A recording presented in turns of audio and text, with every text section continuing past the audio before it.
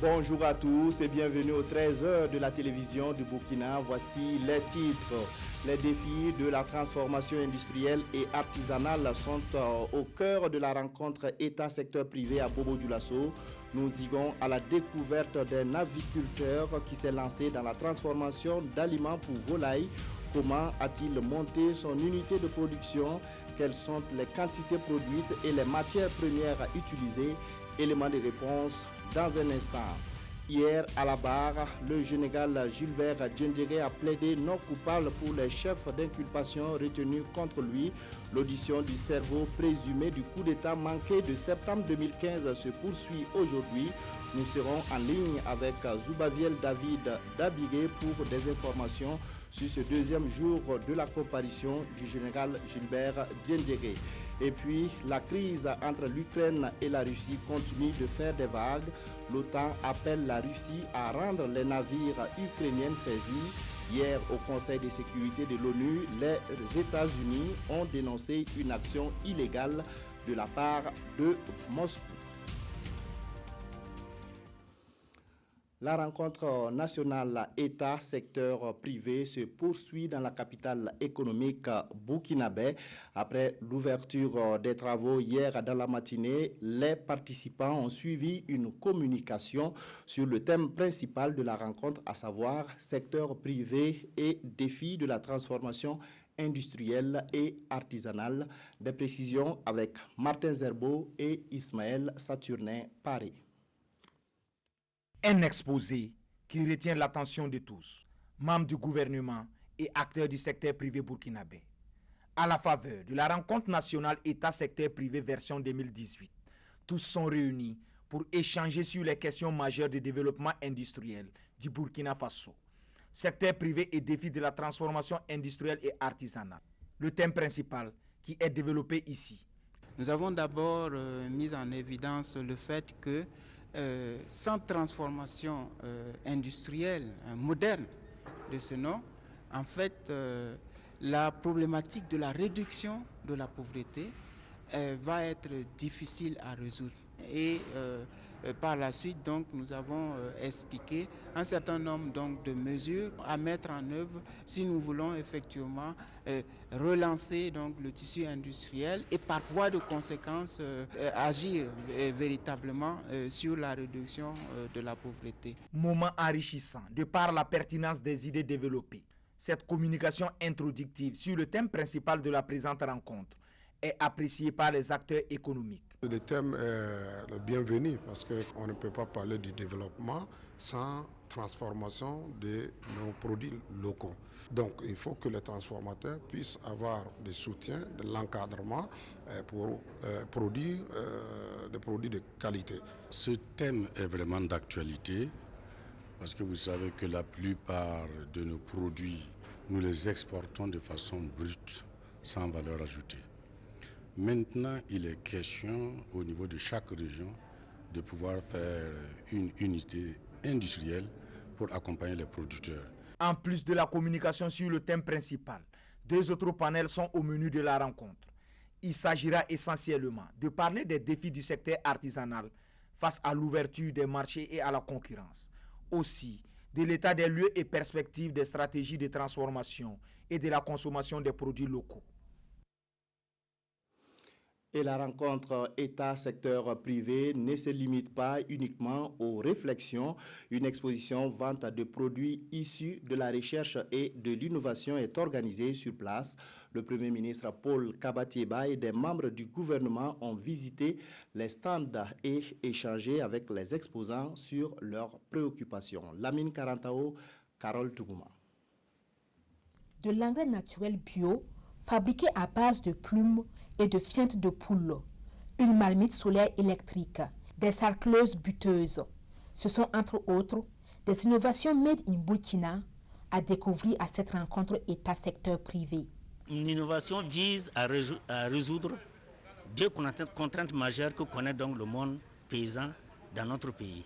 Il s'agit dans un premier temps de la mauvaise gestion des pesticides et dans un deuxième temps la pauvreté de nos sols. Afin de lever donc ces contraintes, nous avons mis au point donc ces sarcleuses buteuses là pour comme alternative à ces herbicides de synthèse. Je note qu'il y a une évolution positive. Une évolution positive de la créativité et de l'innovation des artisans burkinabés et des jeunes burkinabés. C'est important. J'ai vu qu'il y a déjà des avancées au niveau de l'innovation. Nous voyons des jeunes burkinabés qui sont capables d'innover dans tous les secteurs, notamment les matériels agricoles. On a vu des choses. J'ai vu également des machines qui produisent des produits de qualité. C'est extrêmement intéressant. C'est le début d'un processus de sophistication de notre artisanat et ça pose également les bases de l'industrialisation de notre pays. Une industrialisation qui passe également par l'accompagnement de l'État et aux acteurs du secteur privé de poser leurs doléances. Ce que nous voulons en réalité, c'est que désormais, nos entrepreneurs, là, comme j'aime dire, nos capitalistes, là, lisent les revues scientifiques et recherchent ce que nous avons comme technologie, acheter le brevet, fabriquer et puis vendre. C'est en devenant un pays exportateur de technologies que l'on se développe. Nous sommes venus pour présenter nos produits, pour montrer à la population et à nos autorités que nous, les femmes burkinabées, nous sommes des femmes battantes.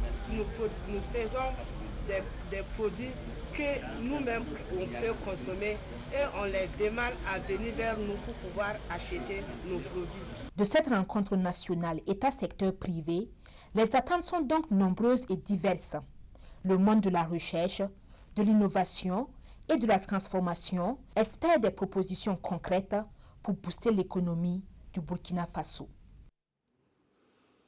Depuis 2005, Dramane Traoré s'est lancé dans la transformation d'aliments pour volailles installées à Bobo-Dioulasso. Son unité de production lui permet d'assurer l'alimentation de ses 26 000 têtes de volailles et d'approvisionner d'autres aviculteurs de la région des Hauts-Bassins. Zoom sur les activités de ce promoteur modèle avec, dans ce dossier, signé Lamine Karantao et Karim Sissé. L'une des grandes difficultés dans l'élevage de la volaille de race exotique demeure l'alimentation ici au Burkina Faso. De l'avis de certains aviculteurs, l'aliment constitue au moins 80% du coût de la production de la volaille. À côté des usines étatiques de fabrique d'aliments pour volailles, des privés aussi s'y investissent. C'est le cas de Dramane Traoré. Quand vous atteignez une certaine taille, votre souci, c'est de contrôler la qualité et la quantité des produits que vous donnez à vos animaux. J'ai profité d'une formation comme expert en ingénierie de développement local à l'Université catholique de Lyon et j'ai profité d'acquérir une unité de fabrique d'aliments. Dans cette unité de petite taille, la fabrication est semi-artisanale. Et le maître des opérations, c'est Francis Adouaongo. Il compose les recettes en fonction du besoin exprimé. Les matières premières qui entrent dans la composition de ces aliments sont à 90% des produits locaux. La capacité journalière, on peut aller à 12 à 15 tonnes par jour. Voilà. Tantôt ça ne vaut pas, mais des fois ça dépasse. Parce qu'on atteint les 15 tonnes par jour. Quelqu'un vient demander notre service, premièrement, on lui propose la formule. D'abord, c'est quel type de volaille il a. On lui propose les différentes formules. Qu'on lui propose. Et ensuite, il y a d'autres qui trouvent que c'est un peu compliqué de produire lui-même. Donc, il nous demande si on peut produire et puis il va acheter. Voilà, donc souvent la personne donne sa commande, nous on rassemble le nécessaire, on fait la production et il vient chercher. L'alimentation de la volaille, elle est évolutive. Quand vous prenez par exemple un poussin ponde qui va devenir une poule pondeuse, les 10 premières semaines, on lui donne un aliment. Après, on lui donne un autre type d'aliment. Même en ponte, il y a 3 types d'aliments. Bon, malheureusement, les aviculteurs, dans leur grande majorité, ne connaissent pas tous ces processus-là. Grâce à cette unité, Dramane Traoré arrive aujourd'hui bon an mal an à assurer l'alimentation de ses 26 000 têtes de volaille. Mieux, il produit parallèlement de l'aliment pour d'autres aviculteurs. Je consomme 2,5 tonnes d'aliments par jour de provende pour mes animaux. C'est environ 625 000 francs CFA par jour que je dépense pour nourrir mes animaux. À partir de cette unité qu'on a de petite taille, nous essayons de produire des aliments pour nos volailles et parallèlement, on fait de la petite prestation pour d'autres aviculteurs qui nous demandent ce service-là. Aujourd'hui, avec plus d'une vingtaine d'années d'expérience dans l'aviculture, M. Traoré pense que la transformation de l'aliment pour volailles reste jusqu'à présent l'un des défis majeurs à relever au Burkina Faso. Et les acteurs gagneraient plus en s'associant pour mettre en place des unités de production d'aliments pour volailles. Ouagadougou abrite du 27 novembre au 1er décembre la première édition du SABEL, le Salon de l'élevage du Burkina. Ce salon, dont l'objectif est la valorisation du secteur de l'élevage, se tient sous le thème place des productions animales et halieutiques dans le développement des bases productives et de compétitivité de l'économie nationale. Le colloque introductif du SABEL s'est ouvert ce matin à Ouagadougou. Le point avec Roger Kam et Tanga Kafando. Acte 1 du SABEL, le salon de l'élevage du Burkina, le colloque introductif. Au présidium, des acteurs de la recherche, des finances, de la production et de la commercialisation et des décideurs politiques pour discuter des différents aspects du sous-secteur de l'élevage. Les thématiques tournent autour du thème du salon, les défis, les opportunités qu'il existe au niveau de l'élevage, la contribution du secteur de l'élevage dans l'économie.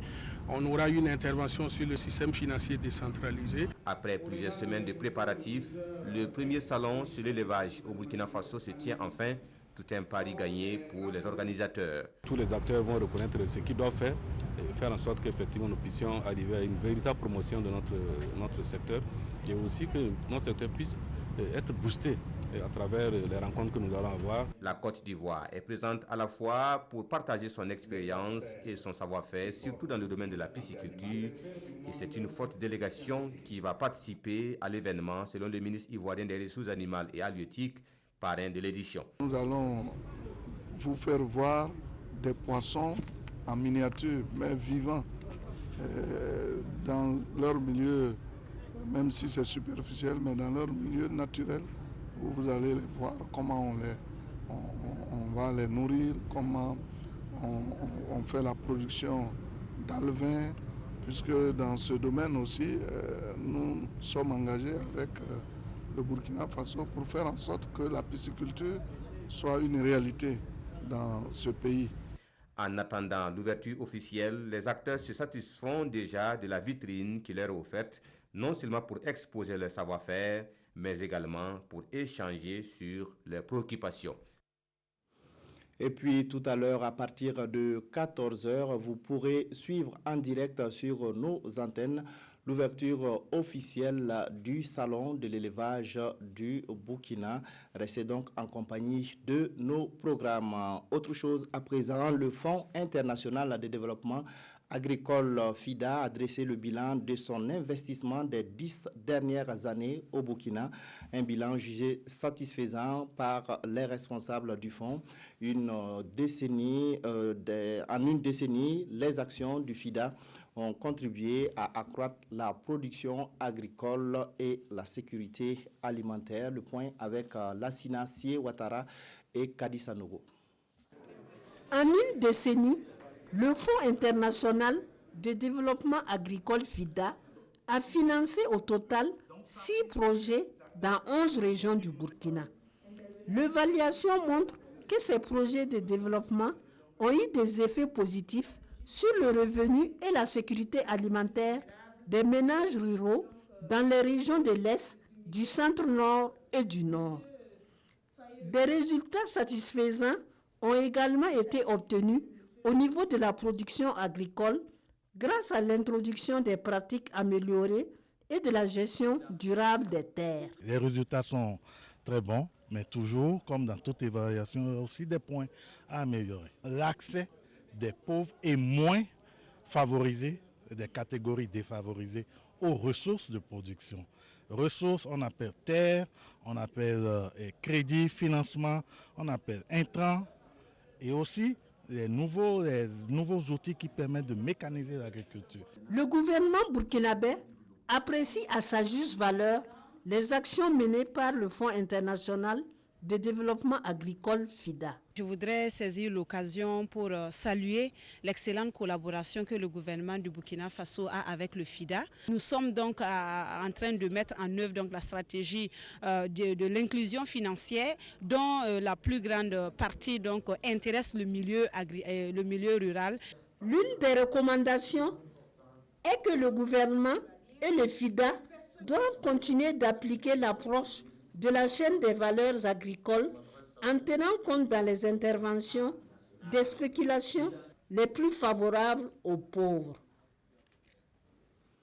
Dans la lutte contre les maladies et les ravageurs de fruits, les experts de la CEDEAO ont fait des recommandations dans le cadre du projet d'appui au plan régional de lutte et de contrôle des mouches de fruits. Depuis hier, ces recommandations sont en cours d'analyse dans la capitale burkinabé. Yacouba Gamene, Maïmouna Traoré. Au centre de ces réflexions, une question principale.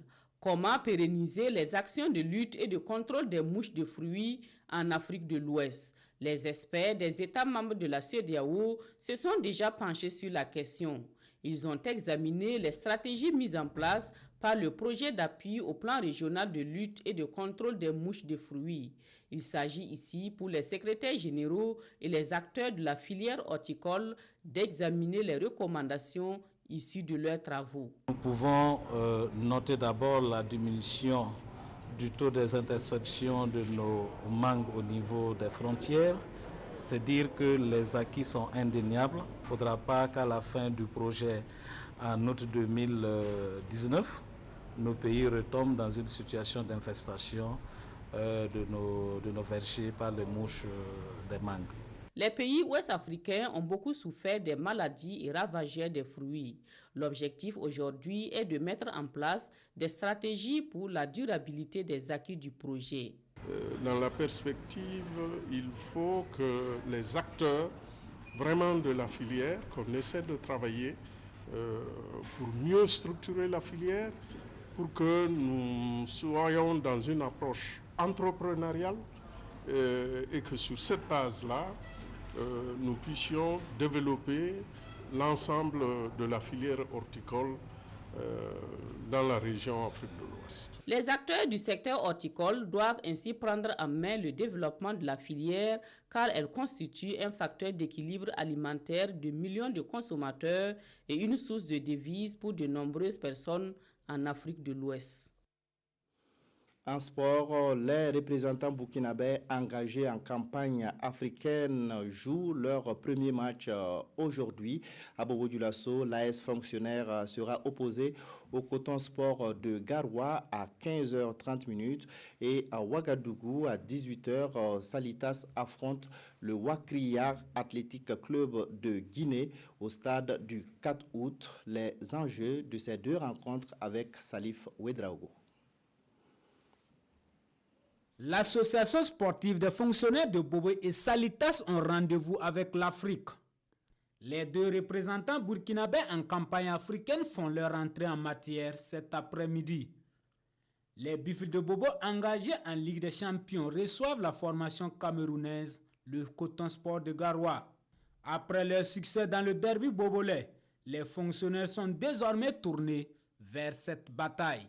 On a eu des informations sur l'équipe. Voilà, on a vu que c'est une équipe qui a joué au moins 9 matchs amicaux et ils ont fait 8 victoires et 7 victoires, un match nul, une défaite. Ils ont joué des matchs amicaux en Afrique du Sud, au Gabon, en Guinée équatoriale et au Tchad. Voilà. Salitas, pour sa part, reçoit les Guinéens du Wakria Athletic Club pour le compte de la Coupe CAF. Objectif, se faire une santé morale après son faux pas lors de la 12e journée du Faso Foot. La période est arrivée. Ce qui est sûr, nous sommes une jeune équipe comme le Wakria. Je me dis que nous partons tous 50-50 pour ce match. Mais À notre niveau, bon, je vous assure en tout cas, on est bien déterminé, on s'est préparé par rapport à ça pour quand même engranger les 3 points. ASFB Coton Sport de Garoua, 15h30 au stade Omnisport Sangoulé Laminzana et Salitas Wakiria à partir de 18h au stade du 4 août. La réunion du Conseil de sécurité de l'ONU sur la crise entre la Russie et l'Ukraine a été houleuse. Moscou, qui a saisi 3 navires ukrainiens, a tenté de justifier son action, mais l'acte a été condamné par les États membres de l'OTAN et les États-Unis. L'action militaire de la Russie contre l'Ukraine en mer d'Azov n'en finit plus de faire réagir le monde entier. Un événement très grave pour l'OTAN, le secrétaire général de l'organisation met en garde Moscou contre les conséquences de ces actions si rien n'est fait pour apaiser les tensions. Tous les alliés de l'OTAN expriment leur soutien total à l'intégrité territoriale et à la souveraineté de l'Ukraine. Nous appelons la Russie à rendre immédiatement les navires ukrainiens qu'elle a saisis hier et nous appelons au calme et à la retenue. Les États-Unis aussi haussent le ton. Ce lundi soir, au cours d'une réunion d'urgence du Conseil de sécurité des Nations Unies, l'ambassadrice américaine Nikki Haley a dénoncé une action illégale de la Russie. Moscou et Kiev ont quant à eux étalé au grand jour leur dissension. Le 25 novembre, 3 navires ukrainiens ont traversé illégalement la frontière russe à travers le détroit de Kerch. Ils n'ont pas répondu aux navires de la douane et aux navires russes de la mer Noire, qui leur demandaient d'avancer en ordre. Nous considérons cela comme une violation de la souveraineté russe et ces actes ont conduit les gardes-côtes à faire usage de la force. La justification des Russes qui évoque une violation de la frontière par les navires ukrainiens est un mensonge scandaleux inventé pour imputer la faute à l'Ukraine en manipulant les faits et en ignorant l'évidence. Mais la session d'urgence demandée par la Russie a été rejetée par une majorité de voix. Depuis la prise de contrôle de la Crimée par la Russie en 2014, le Conseil n'est jamais parvenu à prendre de mesures. Les Russes bloquaient alors le vote. Nous prenons actuellement la direction du tribunal militaire de Ouagadougou pour des informations sur le 2e jour de l'audition du général Gilbert Diendéré. Zoubaviel David Dabigué est en ligne. Bonjour. Alors, que peut-on retenir de ce 2e jour de la comparution du général Gilbert Diendéré? Avocat Sagnon, bonjour à tous. Alors, après avoir renié hier la paternité du coup de force de septembre 2015, le général Gilbert Diendéré donne davantage de précisions ce matin sur les péripéties qui ont abouti à sa prise de pouvoir le 16 septembre 2015. Je ne peux pas vous dire avec exactitude qui est l'instigateur du putsch ou qui en sont les exécutants, a insisté le général Gilbert Diendéré à la barre ce matin, qui dit avoir appris dans la journée du mercredi 16 septembre 2015 que le Conseil des ministres venait de dissoudre le RSP sur proposition du Premier ministre Yacouba Isaac Zida. Il dit avoir alors été choqué par la nouvelle tant les conséquences pouvaient être imprévisibles. Mais le temps de se remettre de ses émotions, le général dit avoir reçu la visite des adjudants-chefs Moussa Nebié, alias Rambo, Jean-Florent Nion, Michel Birba et le sergent-chef Roger Koussoubé, alias le Touareg. Les 4 sous-officiers lui portent la nouvelle suivante. Nous avons arrêté les autorités suite à tout ce qui se passe. Les sous-officiers l'escortent au camp Nabakoum 2. C'est le début de plusieurs rencontres avec les officiers du RSP à Nabakoum 2, avec la haute hiérarchie militaire et les sages au MDNAC, le ministère de la Défense nationale et des anciens combattants. Le général qui dit n'avoir pas été intéressé par le pouvoir au début a été incité à le prendre au nom de la haute hiérarchie militaire. Et cela a abouti à la déclaration du 17 septembre 2015, lue à la télévision du Burkina par le colonel Mamadou Bamba. Alors, Aboubakar Sagnon, c'est l'essentiel de ce que l'on peut retenir de la déposition ce matin du général Gilbert Diendéré, en attendant la reprise de l'audience à 14h ici à la salle de banquet de Ouagadougou. Merci Zoubaviel David Dabiré pour toutes ces informations. Le début de l'audition du général Gilbert Diendéré fait justement la une de toutes les parutions de ce mardi. La revue de presse est signée Abdou Rasmane Zango. Elle ne s'en est pas privée, elle est restée fidèle. Elle était finalement agrémentée, voire épicée, fait remarquer aujourd'hui au Faso. La version du plus célèbre détenu de la Maka décrit notre confrère, l'homme ici à l'image, au visage émacié, filiforme, arborant sur ses épaules 2 grades d'excellence, notamment 2 étoiles de général. Il ne reconnaît pas Maintien Diendéré être le père de ce bébé fait sur son dos le 16 septembre 2015, avant de renchérir de façon surréaliste dans le journal Le Quotidien. Je n'ai ni planifié, ni organisé, ni exécuté, ni commandité ce que les gens ont appelé coup d'État. Dans la même veine, l'argumentaire de l'accusé reste inchangé. Je ne suis pas responsable de l'instauration d'un régime illégal, clame-t-il cette fois-ci dans le journal Le Pays, qui n'a pas encore dit son dernier mot avant de revenir à la charge dans sa rubrique Dialogue intérieur.